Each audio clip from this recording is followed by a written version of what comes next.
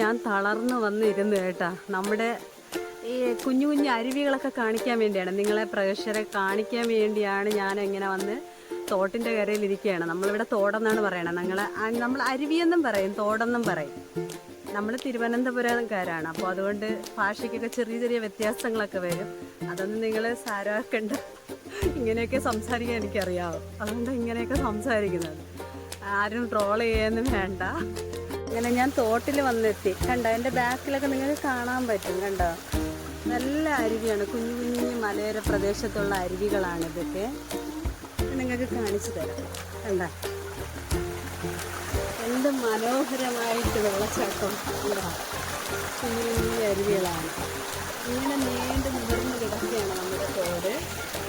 നല്ല മനോഹരമായ സ്ഥലമാണ്, നല്ല ഭംഗിയാണ് കാണാനൊക്കെ. മലയോര പ്രദേശമാണെന്നറിയാമല്ലോ. അപ്പോൾ നല്ല അരുവിയിൽ വലിയൊരു മീനുണ്ട്. അത് നിങ്ങൾക്ക് പറ്റുകയാണെങ്കിൽ ഞാൻ കാണിച്ചു തരാം കേട്ടോ. അതിൻ്റെ പേര് കുർട്ടിലാങ്കാണ്. ഞാൻ വന്നപ്പോൾ കണ്ടതാണ്. ഇപ്പോൾ അത് നോക്കാം നമുക്ക്.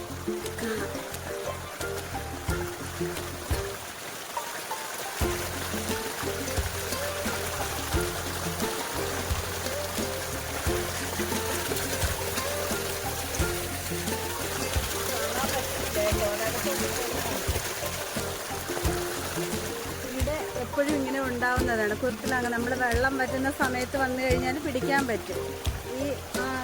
ഇത് കണ്ടോ, വാഴികളിലൊക്കെ കയറിയിരിക്കും.